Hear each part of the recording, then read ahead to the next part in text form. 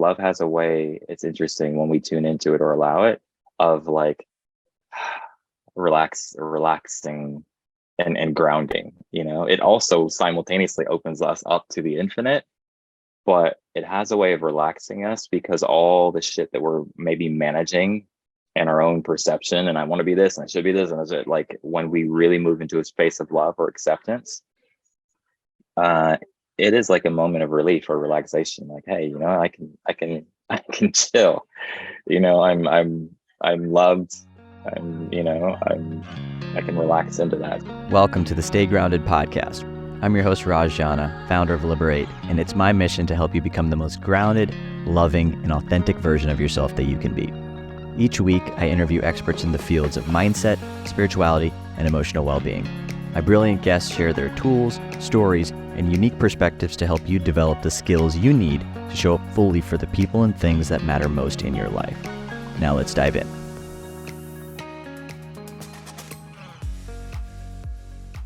Yo, what's up, everyone? Welcome to this week's very special episode of Stay Grounded, a re-release of 2023's most popular and downloaded episode with my main man, Mr. Oren Harris. I remember when I recorded this episode, it was the first time I'd met Oren, and I'd been following him online for a bit. He actually, I knew a few people that were working with Oren, and he just came highly recommended. And when I started following his content, I knew why. He's just got this depth, this authentic expression to him. Like, he truly is one of the most heart-centered teachers that I've personally come across online. And this conversation went in so many directions, but we explored the concept of divine union. We explored the concepts of being true to yourself and choosing courage and flow states. And I mean, I just love this dude, and I'm not surprised that this episode was the most downloaded of the year. Oren is in a beautiful, loving relationship, and he talks a lot about the principles that create divine union, but more importantly, not divine union with another, divine union within yourself, which I think has been a lot of the theme for me over the year, especially as I kind of look back on the year and really think about how in so many ways I was looking to fill my cup with another person or with something outside of me. I was trying to find union with someone else before I really learned to access union within me.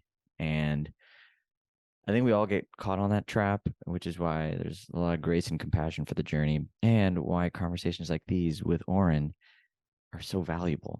This is why it was such an important conversation for me. And I hope you listen to this, and I hope it inspires you to choose divine union with yourself as you step into 2024. I'm in my process of really looking at what are the biggest lessons I want to take with me? What are the things I want to leave behind? And this idea of choosing yourself has been so big for me. And I hope that no matter if you're in a relationship, if you're not, if you're thriving, if you're not, that you choose to prioritize the relationship with you first and foremost as you step into the new year. So enjoy this conversation, this incredible refresher with our brother, Mr. Oren Harris.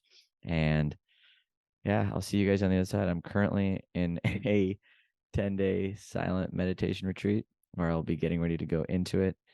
And I'm sure I'll have lots of perspectives for you guys on the other side of that. So, all right. In any case, enjoy this conversation. If you haven't subscribed to the show on iTunes, Spotify, or any of the podcast apps, go ahead and do that. If you're not already subscribed to me on YouTube, go ahead and do that. I'm actually speaking directly to you in the screen in this intro, so you can see me do that. Tag me on social, reach out to me, let me know how this episode landed for you. And I love you guys. Thank you so much for being a part of this ride and for just giving me the gift of your attention and for being alongside me for one of the more intense years I've had. Actually, the last 4 years have just been intense, and you guys have all had a front row seat to the intensity. But I feel like this year felt like a closing out of a big chapter of just challenge.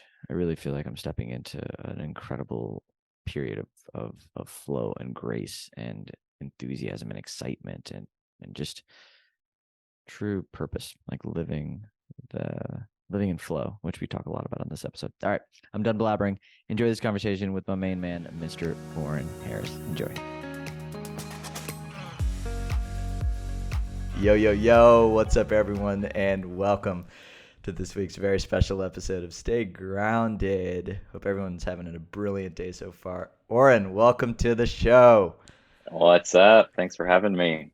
Dude, you're such a vibe, man. I love your energy, and I'm just so grateful that we get to dive in together today. There's so many directions that I want to take this conversation. Like I feel a little like even the conversation we had before this, you speaking about what's alive and present with you right now, like in all the dimensions, just felt so expansive. I would love to start with one idea though, which you said the word union. You called it divine union, and you were speaking in the terms of relationship, I think, in that. But I think there's maybe a container we can set around, like, what do you define as divine union? Divine union is our relationship with the divine in us and each other, right? And whether you call it divine, God, the universe, infinite intelligence, but the divine, that which exists beyond the explainable, known, defined, finite world. And so divine union there's an invitation for us to come deeper into union with ourselves, our true selves, and with the God within, I'll say, and then with each other, and also with life. And so all of the things that we are pursuing, all of our goals, our visions, our intentions, just our life in general, and even our problem solving and all of this, there's this invitation to come into deeper intimacy and with ourselves and with each other. And that's what I'm calling divine union, and how that dovetails into actualizing our potential, right? Is that I feel like there's human potential and there's divine potential. Human potential, I would say, exists within the realm of like skill, talent, knowledge, resources, and there's, it's almost infinite. But I believe that we don't really begin to approach our true potential until we get beyond ourselves. Self, like meaning the known self, like the things I can tell you, this is my history, this is what I know, this is what I don't know, these are my resources, Oren, right?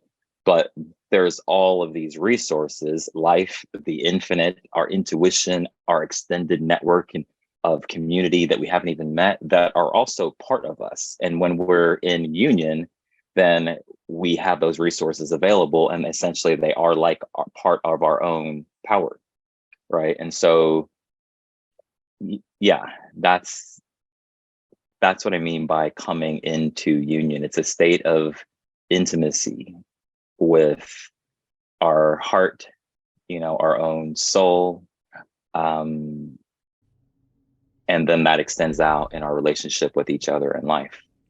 What does that state of intimacy feel like? That's a great question. Do you dance or like play drums or do like freestyle ciphers or anything like that? I like kind to of dance. group act? You like to dance? Okay. When the cliche dance like no one's watching, and when you dance and you like lose yourself, right? And it's like you're dancing, and you also experience like you're being danced. There's an effortlessness there's a freedom there's an innocence there's an aliveness, right? That's like union. You are united. There's less separation, right? It's not like there's the dance and the dancer. It becomes more one experience. This is what it feels like when you're in a flow state. There's still a sense of I, but everything's kind of like coalescing together. So that's like an expression of unity, right? You are at one with the dance, right? However that's occurring to you, whether it's just occurring as like a feeling, and feeling coming into form effortlessly, instantaneously, and being expressed, or even if you start downloading visions of new dance moves that you can do in your imagination. There's less separation and there's more unity. Separation meaning there's not like, this inspiration in the movement of dance and then this other entity, like, what do I look like? How do I look? Should I dance like this? Should I dance like that? That creates a kind of separation. And so to your question, that's one way that unity or being united with something feels. In a group, I use the example of a drum circle or a freestyle cipher. It's like, many bodies, but like one, it feels like one mind. There's one rhythm. Somehow you just know it's your time to speak, right? What is that intelligence, right? And because there's an effortlessness to it, because there's a higher intelligence that's at play, and that's why it's more effortless. Yeah. That's so much. I'm like, in my mind, I'm like, have you seen the movie Soul? Like little, like the Pixar movie, or like the dude, like, you haven't seen Soul? No. Oh my God, Oren, Thank you for reminding me. You've got to watch it, dude. It's totally Okay. it's like a Pixar movie, and it's about this guy who dies, and like that's like Pixar's way of describing what happens before death and after death. And like, it's brilliant. And in there, he has this like they do a good job of like explaining flow states. And when you're in like when you're playing like a musical instrument, or when you're doing anything that's like just in your flow, like you kind of leave your body and you access this infinite intelligence. And it's brilliant. I mean, I feel like, just as you were speaking, I was like, oh my God, this guy's like reciting like Soul right now. It's amazing. But giving a lot of form to it. I do have a question. What stops people from accessing that? If it's something that's innate, if it's something that's like something that, and it's, as we're dancing, like it's something that comes naturally, like what stops us from truly actually not losing ourselves, but like being immersed in it more frequently? I mean, fear, conditioning, I think at a root level, our desire, it's not even our desire to be loved, it's how we've been programmed to seek approval and to seek love, right? Like that's really at the core and the kind of undercurrent of any type of like people pleasing, which is just like kind of altering our way of being or behavior in order to try to feel love and to feel our value and to feel our worth, right? Like that's underlying all the conditioning, and that's what disrupts the natural state, right? So for example, one of the ways that flow like plays out in real life is synchronicity, meaningful coincidences. You were thinking of something, imagining something, intending something, seeking for something, and then you bump into this person at a party and it's like, oh my God, I was just thinking that, right? That's that higher intelligence. Now, maybe if you're in your head and in your idea of who you should be, or your people pleaser is active, then when the impulse through inspiration, through passion, through curiosity, comes to you to say something to this person, right? Then maybe you don't say it. So then that moment, that magical moment, that synchronicity doesn't happen. So it's almost like it's not there. But what I'm saying is that the natural self without the conditioning, whatever the conditioning is, I might be rude. This person might not like me, whatever it is, when that's not there, what I'm saying is there is a natural, just the same way we're moved to dance on the dance floor, we're moved through resonance, through attraction, through magnetism towards certain moments. And in an example like that, you might just think to say to somebody like, hey, that's a dope jacket you're wearing, right? And then that kicks off a conversation. But that type of impulse can get intercepted at light speed subconsciously without even thinking about it. And then you don't say it. So then that flow moment, that synchronicity, it doesn't happen, or you don't get to experience it. Now, I do want to add one thing to this, because I'm describing union in terms of flow and in terms of divine power and inspiration, and that's great. And it's like, what if you're having a shitty day, you're in a bad mood? What if you're not feeling the flow? These are the type of questions that come up. Then the next access point is truth and vulnerability, which might require courage. But that's still going to reveal the undercurrent, this flow, the potential that is existing in a moment, it's what avails it to you. So you don't have to be feeling like a rock star, you know what I mean? You don't have to be to actually access flow, because when we move into a state of vulnerability, which often requires courage, a courage of heart, a courage, and use our will to move into a state of vulnerability, then what happens is that conditioning that I was talking about gets melted. And so instead of the conditioning driving your behavior, now you go down this vulnerability elevator and go from the head to the heart, from fear back to love or acceptance. And then now you're just in the truth of the moment, not good or bad. It could be shitty, it could be amazing. And so you're still connected to that natural current now. You still have access. It's an access point to flow. So whether it looks like the high performance expression of flow, magical, I feel invincible, or just a moment of truth and connection and intimacy. But as soon as you tap back into that, the truth of the moment, and you release some of the resistance of, to just the isness of your experience and of a moment, then you're accessing flow again. And so in that sense, intimacy, if you're in a state of pure vulnerability, is also like union, right? Because now you're in union with your experience. You're united with what's going on beneath the surface in the depth of your own heart or in your feelings, versus being disconnected from it or managing it. And when we're doing that, then we actually take ourselves out of flow. We distort the Wi-Fi signal from spirit, from our own intuition that is always giving us information to help us with our life. It's so fascinating, man. I love that you anchored back into truth, because I think that, like, when I feel those intuitive hits to have, especially with like my beloved, like, we have a very conscious, open, like communicative relationship. But even today, this morning, I was having an intuitive feeling that I was terrified to talk to her about. And as I was like feeling it, my mind, I could see all the scripts in my mind just moving. I was like, I was like, oh my God. And even then, like the invitation to come into vulnerability, and it truly actually then, like, as I started talking to her, like I was starting getting teary eyed, because it was something I was so afraid to say or express because of how it might affect her, how it might impact our relationship. Like it was like all these things that were showing up, but it was this, the resonance though was that feeling. The feeling was like deep afterwards. It was deep intimacy, and it was like love. It just felt this. And it's interesting because it's what we want. That's why there's a sense of relief if we go all the way, if we arrive and release the resistance and come into intimacy.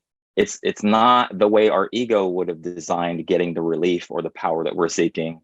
But ultimately, experientially, we realize or even remember again, like actually the very thing I was resisting, the intimacy, the vulnerability, is actually the very thing that is fulfilling me. It's actually what I wanted. It just goes counter to our judgmental mind, or the mind that's in fear, projecting all of these ideas onto truth, right?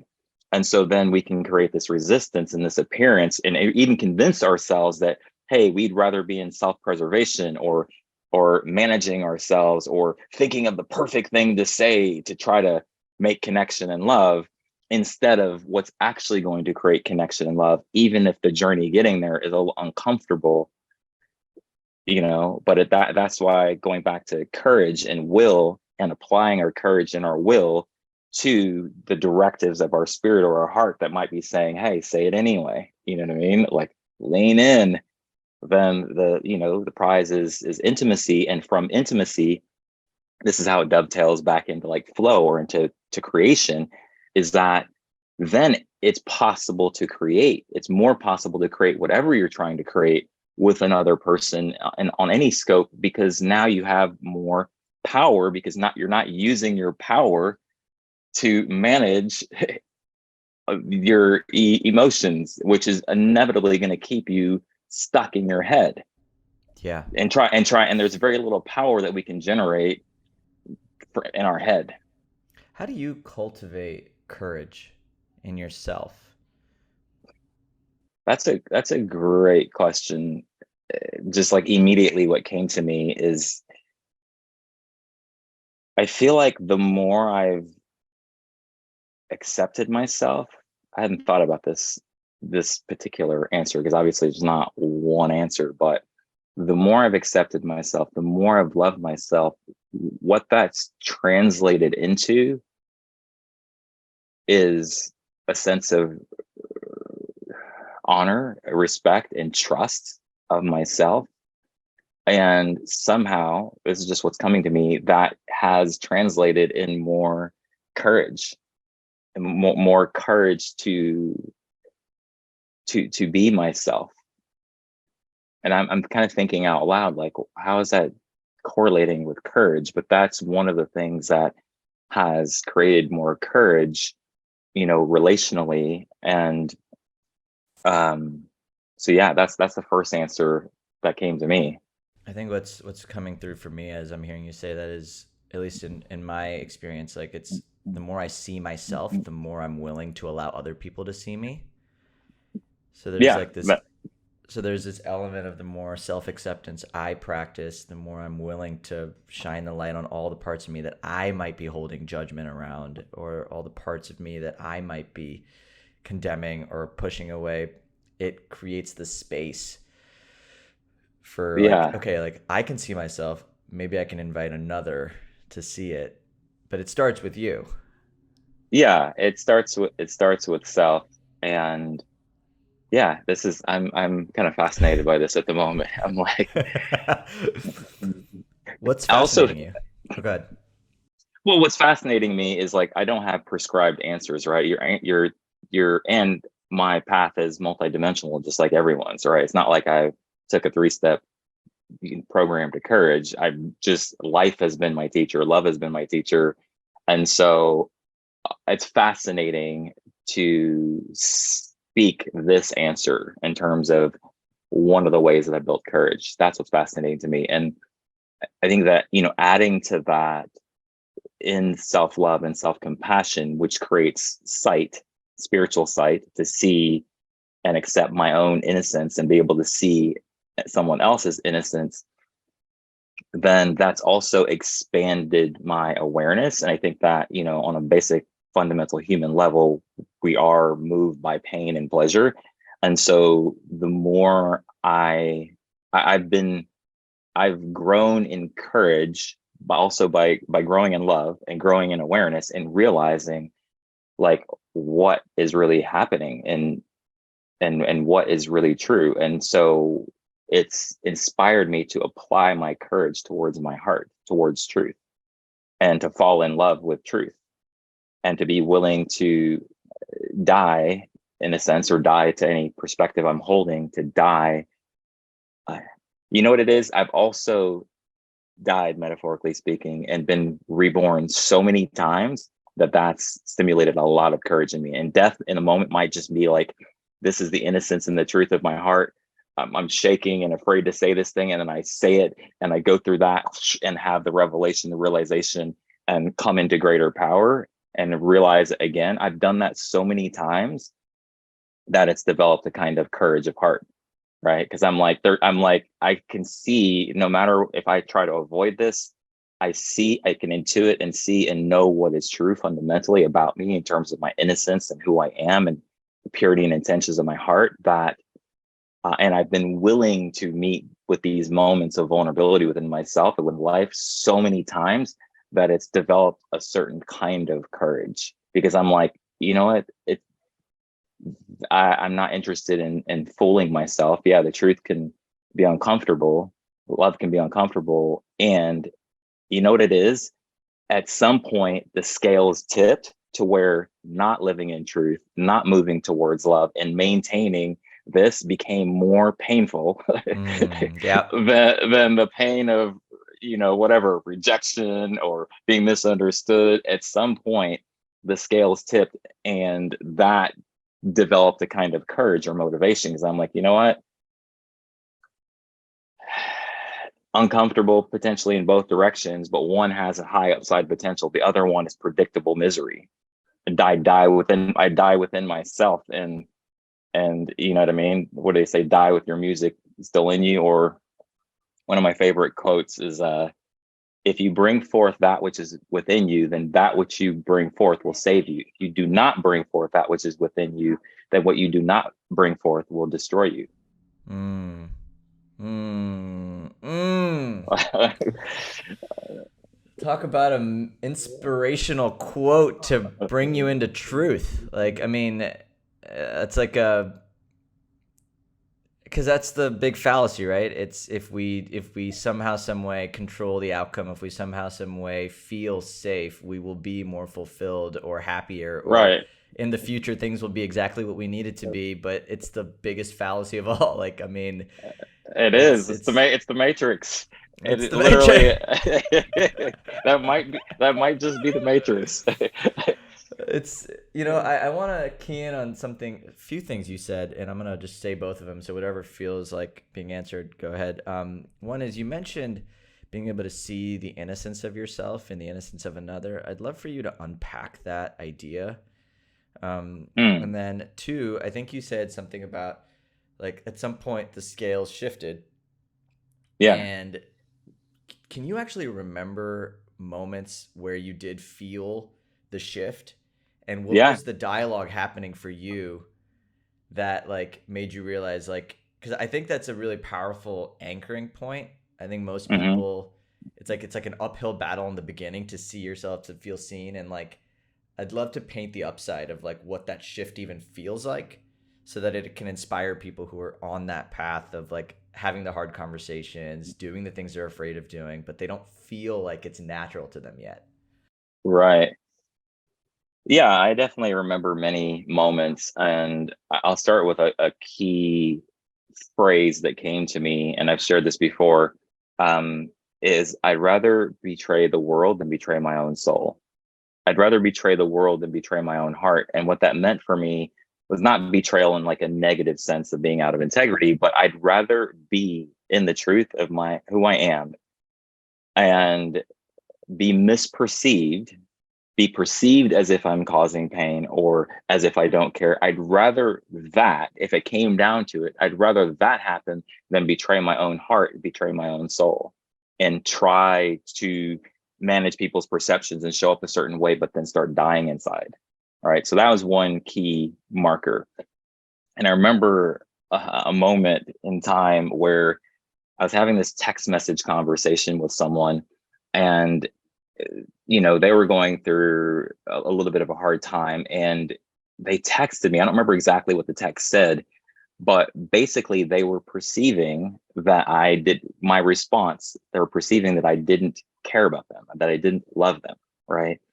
And I was about to pick the phone up and defend myself, or I didn't even think I was defending myself, by the way. Initially, I was about to pick the phone up and be like, no, that's not true. That's not true. That's not what I meant. Like basically trying to say, no, like, I love you, or everything's okay. And it was one of those moments where my spirit came through so clearly, like, do not pick up the phone. It literally is like the phone. I was like everything in me, because I realized where I was coming from. In my mind, I thought I was coming from a place of love and harmony and connection, and really just wanting to support this person. But I realized it's like catching something that previously would have been subconscious to me and seemed innocently just like, of course, like, let me just send the text and say, hey, I'm sorry, or I didn't mean it. And just like, but I felt the truth. And the truth was, I felt my own heart, first of all. I was like, wait a minute, I do care. And I was like, well, if I care and my expression was one of love, then where am I coming from when I'm wanting to send this text message? I'm like, I'm coming from trying to defend myself.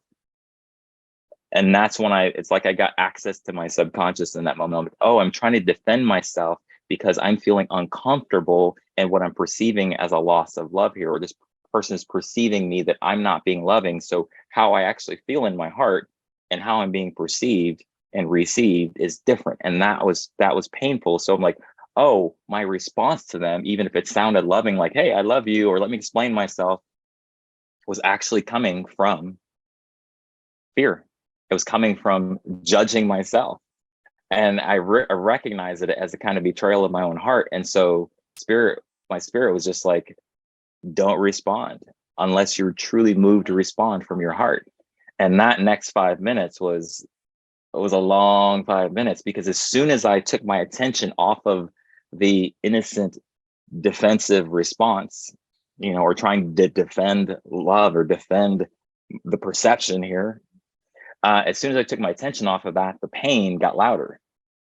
And I sat with it, and I was able to be with myself in a way that I hadn't before, really. I recognize, I'm like, well, what's true versus what is being perceived? And I'm like, I don't want to defend an illusion. I know myself, I know my heart, I know my intention, and it's okay if that person feels like I don't love them right now. Do I love me? And I think because I released the resistance that was coming from like this impulse to reach out and like defend or say the right thing, then that intensity of energy didn't last that long. It actually started calming down. And then I started having these realizations, and then I started having these realizations and being able to, I basically discovered in real time what self-love really, really was. Or that was a very clear example for me. I was like, oh, okay. I was in judgment of myself. I was feeling guilt, and this guilt and judgment is not who I am. It's not the truth of it's not. So that was a big moment for me. And that was kind of a defining moment that helped me not only see more experientially what self-love was, but also what love for the other person was.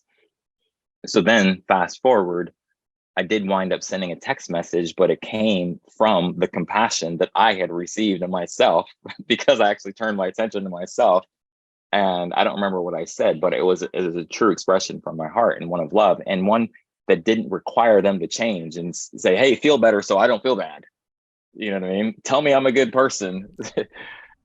You know what I mean? There's so many layers to that, dude. Like, I really want to applaud the awareness, because I think that's the first step. Like, I remembered one of the first shifts I had was I'm a chronic, or from previous up until that point, at least, I was very good at abandoning my own needs for another.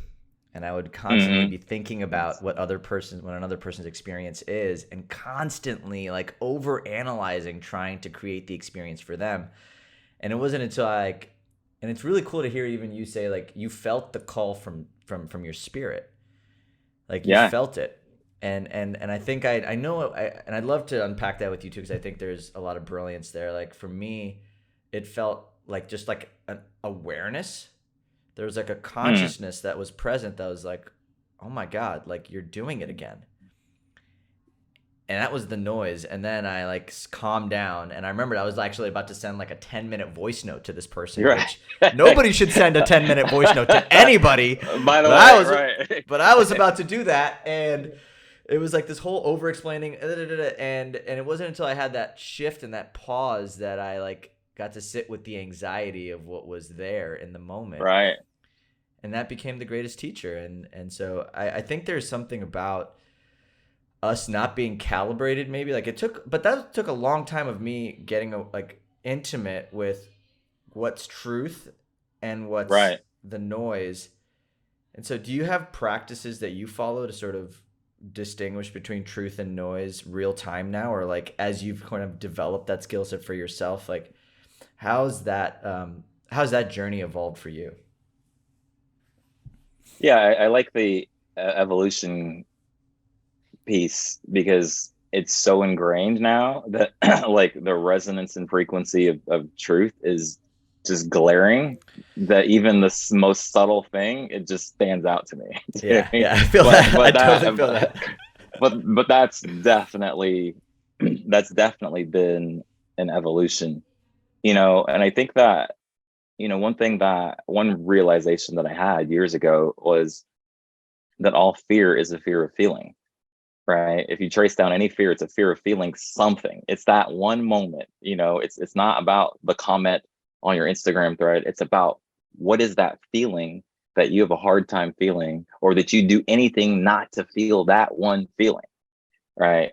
So I had that revelation, and somewhere in that same, I guess, period of my life, I was also simultaneously realizing the liberation and the value of feeling, more deeply feeling my feelings and feeling them unconditionally. And I think that that's one of the things that people struggle with, even if they have the emotional intelligence to understand the value of feeling and, you know, the consequence of managing feelings. There still can be this agenda or objective connected. Like, if I feel this, then I'll get away from this shitty feeling, you know? And so I realized the value of being able to just be with a feeling the same way I would be with my child if they were having the same feeling, right? Um, and so that was extremely helpful and became its own kind of practice. It's almost like, once, you know, the phone example story is a good one, because I realized that, okay, I thought my primary goal was to say the right thing or to give this expression of care or love. But I realized, because what was most present was this feeling that I was having, and it didn't feel empowering. I'm like, this is the primary goal, right? Is to, like, to be with myself. And so that's another thing I'm adding into anything that I've done that's been helpful, is just this paradigm shift of prioritization of realizing the benefit of being with my feeling, and ideally without any condition on it, and realizing the consequence of suppressing, repressing, and managing and manipulating my feelings. And so that awareness has shaped my, I guess, practices in any moment. You know, if I'm having a difficult time, you know, so I kind of flow with almost like the feminine and masculine aspect, right? It's like, feminine, I would say, is more like the unconditional, nurturing, full, total acceptance, compassion, energy of love, right? And then the masculine is like clarity, truth, direction, analyzation. What is this, right? And if you try to jump to that and you don't have enough momentum here, you either can't execute on it, or you can't sustain it. And I would say the reverse is true in a sense too. If you're, and this one's a little bit more nuanced, if you're being with your feeling, right, but then you miss the flow of the impulse towards action, towards decision, towards truth, then that's incomplete as well. And so that's been a kind of practice to just to synthesize the answer to your question that I've had, that I implement even in my relationship, is the recognition of, like, okay, what's being called for right now is this more water energy, right? This is where the momentum is. And then now we can go into this like more fire action energy. And so I bring that into my relationships, into my leadership, and also my leadership with myself. You know, the water side of love and the fire side of love, you know, or it's like the red pill, blue pill. That's you know, brilliant, and knowing which pill is actually needed in the moment. How do you make those decisions? Like, what are you connecting to make those decisions in the moment? Is there things you're looking for? Or are you, like, what are you assessing about the situation? I've love that answer, and I think it's so incredible. I think it's really inspiring, actually. It's a form of self leadership, and it's a form of really authentic relating and leadership. Really, like healthy masculine, I would call that, truly, actually, to like be in that container and be able to guide those types of decisions. So, like, what are you screening for when you're inside of a conversation with somebody?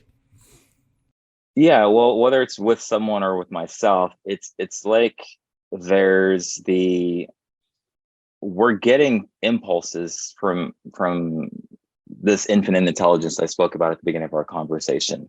It comes through the heart, it comes through the body, like on a level of the mind, body, to look at it on like in a framework. On a level of the mind, it's like, if my mind is over analyzing and overactive, I know I'm disconnected. It doesn't matter how genius I think I am. And even if what I'm thinking about is Touché. brilliant, Yeah. and actually even true. The very act itself of over analyzing and complexity is a sign. Like the feeling of complexity, like, well, if this, then that, and this, I've come to know what that looks like in my mind and what it feels like in my body, right? And in the mind, it looks like complexity. In the energy body, it feels like contraction. You know, in the emotional body, it feels like anxiety. So I'm like, there's a signal right there. And it's like anything, any conclusion, any decision, and any action now that arises from that, even if it's literally the perfect action, which it may not be, even if it's literally the perfect action or perfect assessment, is not going to really be fruitful when it's coming through that frequency anyway. So that's on the level of the mind. I can recognize it in my body. Like literally, if I'm in a conversation and in a flow with someone, like it'll literally feel like it's taking me effort to speak. So that's being sensitized to the body, right? Or like, it's like it's taking effort to speak when it's not actually the truth of the moment, or not the most important thing. So that's another signal. So this is within myself, but it's also within someone else. You know, it's like I was with a client last week. I did an immersion experience, and we sat down at the beginning, and I said, well, you know, what do you want to create? What do you want? Like, what's your desire? I was asking him questions like this just to set the tone for our experience. And he's like, you know, here's what's going on in my business and my relationship. And I'm stuck. So what I want is I want to get unstuck. And so like, I can see and feel that what he's saying is arising from his mind. So it's some distortion or deviation or interpretation or fragmentation of what he really wants. And so instead of saying, hey, I'm the brilliant coach, let me help you get unstuck, I was like, what do you even mean? And he's like, I'm like, I'm stuck. I'm like, no, I don't. What, in what way? So a question like that is an invitation into intimacy with not just his mind, but like, what does that feel like? What do you mean? And then that's one question. Another one is like, is that true that you're stuck? Can you prove that you're stuck? And it's like, pause, right? Well, I guess no. I was like, okay. Well, then what is true? So that that's a communication that I offered, but the communication came from that same awareness that I have of my own mind, my own emotional body, my own energy body, because I have that when I'm in communion or communication with someone else.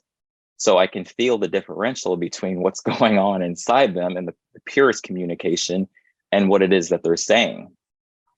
And when there's a difference there, it just feels a certain way. It feels like, yeah, that sounds like a really amazing answer. Like that sounds true, but it doesn't feel like the truth, or it feels like there's more, So it's incredibly valuable in relationships to know that. Even with my lady, sometimes she said something the other day and I was like, babe, you're just nervous. And she's like, oh shit, you're right, I am. But she was in this complexity of like, this is important and this is important. And we needed as like, yeah, I hear you. I said, babe, it's okay. You're just nervous.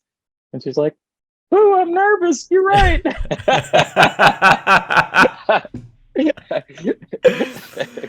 How do you I'd love to actually invite that into like, so as you're like creating these containers for more intimacy and truth, it sounds like those are the two poles. We have intimacy, which is like, and truth, which are both, I guess, both the same, but just different expressions of it, like the what do you mean versus what is true. Yeah. How does that enrich, how does both those poles come into play in your intimate relationship, like inside of like your union with your lady, like how does that dance actually exist to create, and is there something to create from those two poles together? Like, I would love any perspectives on that.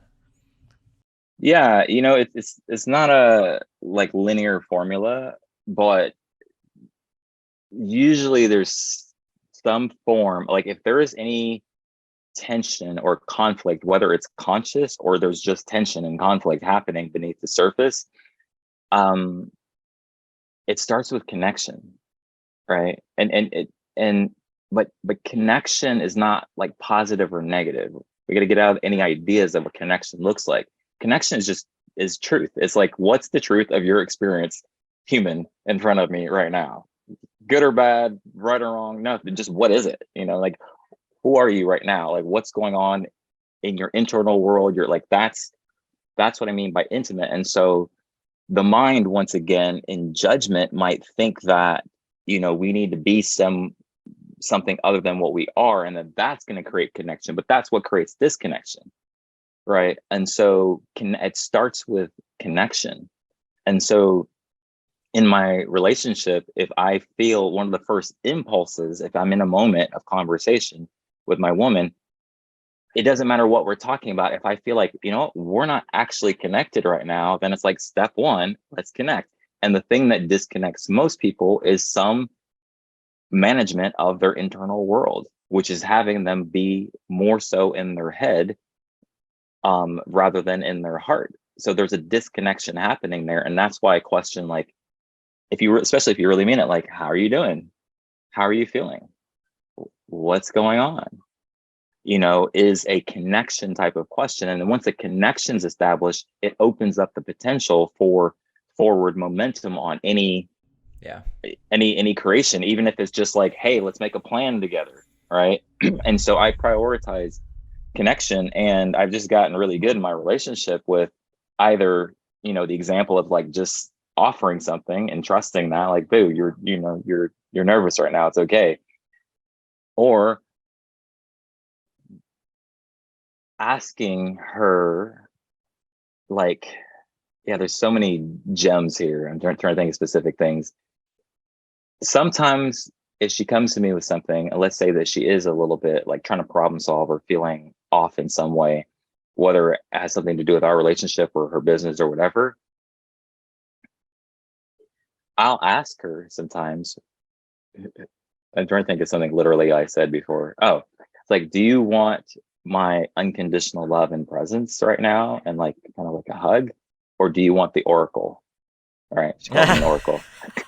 and I'm like, hold on. I said, I really want you to tune into this, because the way you're speaking right now, even though you're feeling, is very, and this is what happens when someone gets into a state of anxiety, they tend to go into their head and start being very masculine in the sense of like just trying to feel safe and feel empowered. And like, so it's like they're trying to figure shit out, right? And this is like a classic trap that men get into with women, right?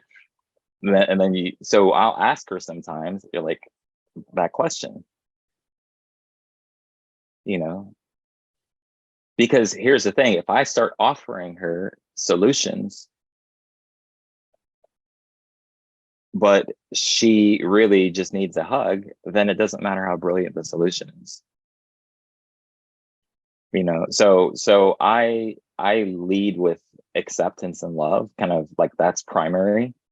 And sometimes that gets expressed as me asking a question. Sometimes it gets expressed as me just hugging her or giving her something that she wants, even though she didn't know she wants it until she gets it. And she's like, oh my God, this is exactly what I wanted.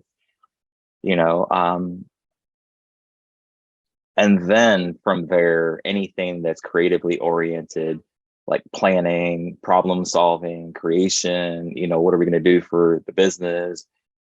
Then I'll move with that. And that's the same thing with my clients too. If they come and they're like, hey, let's get to work, trying to, hit this in my business and blah, blah, blah, blah. And it's like, and there's not a connection established, or they're kind of like up in their head. And then I'm like, slow down. How are you? Dude,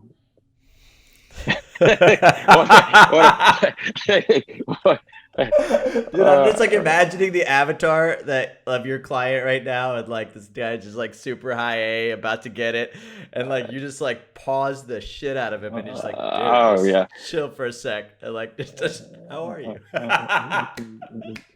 Yeah, I've so good. I've dropped some bombs before. I mean, just like in the best way, just disruptors. I had a client one time, and we had a session scheduled for 3. He's owns a law firm, and it was just like he was putting out fires. Something like crazy happened in the office, and he said, "Can we reschedule?" I think our session was scheduled for like 10 a.m. And then he said, "Can we reschedule for 2 p.m.?" Putting out some fires. And I said, "Yeah, no problem." So then when it came to be 2 p.m., he texts me again, and he's like, "Man, I still haven't figured this out or whatever. I apologize. Can we reschedule?" And I said, I said, "No." And then, and I said, "Do you have 5 minutes? Let's hop on a call right now. Just 5 minutes. This will be quick." And he's like, "Okay." And then I hop on the call, and I told him the reason why I said no. I was like, obviously you're a free man. I'm gonna make you do a session. But I said no, because I understand you're under the gun right now, and you're trying to put out fires. And I said, so it doesn't make sense to you to slow down and have our session right now.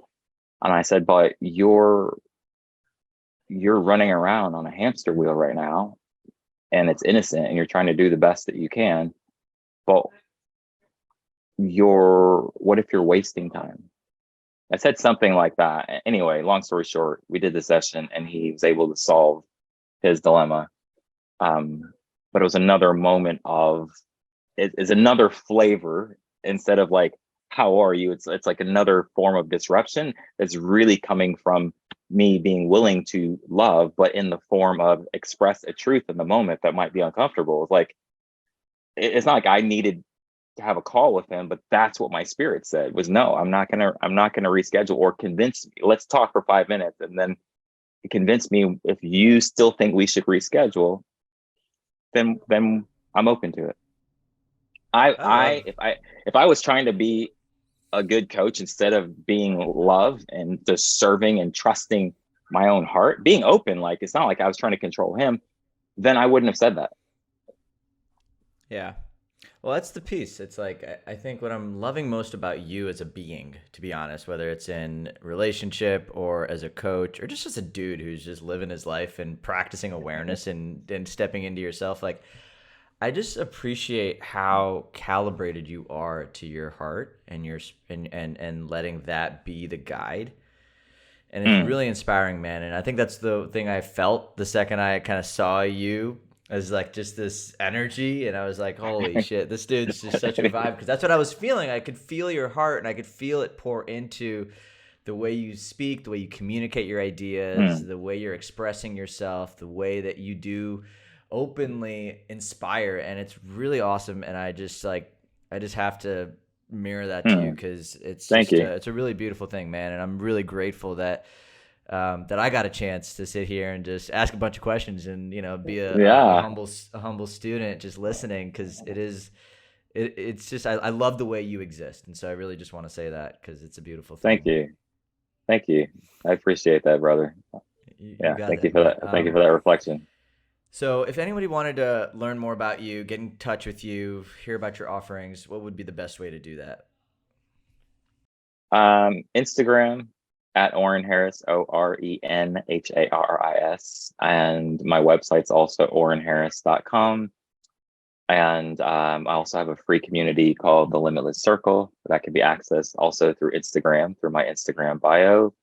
And I am on Facebook, but I'm not that active these days. But yeah, Instagram and my website are the two best ways to connect with me and what it is that I'm up to, what I'm creating, the things that I'm offering, et cetera, et cetera. Beautiful. And we'll keep all those links available in the show notes for anyone listening. Oren, I got one last question for you. Yeah. In the midst of everything you're doing, everywhere you've been, and everywhere you're going, how do you stay grounded? Love. Specifically prioritizing love, letting it be the main thing. And, that takes many shapes. May look like meditation, may look like connecting with myself.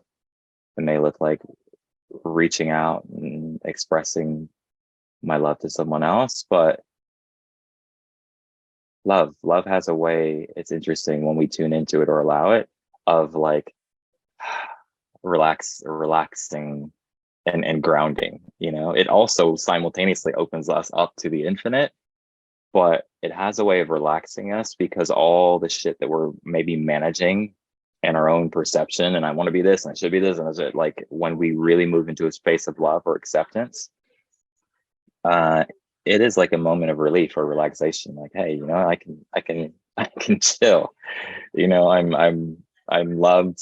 I can relax into that. So several versions and iterations and expressions of that, but that I would say is like my go-to.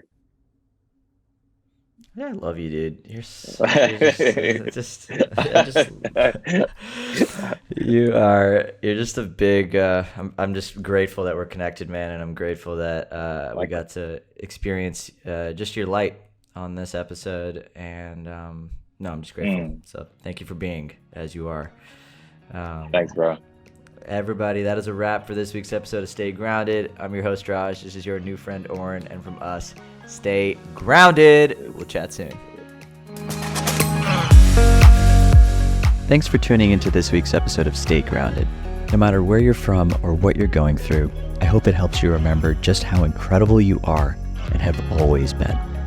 If you're on a path of emotional healing or self-discovery and would like to learn how Liberate can support your journey, head to www.rajana.com/liberate. That is LIBER8 to learn more about our current group programs and one-on-one offerings. I love you guys, and I'll see you next week.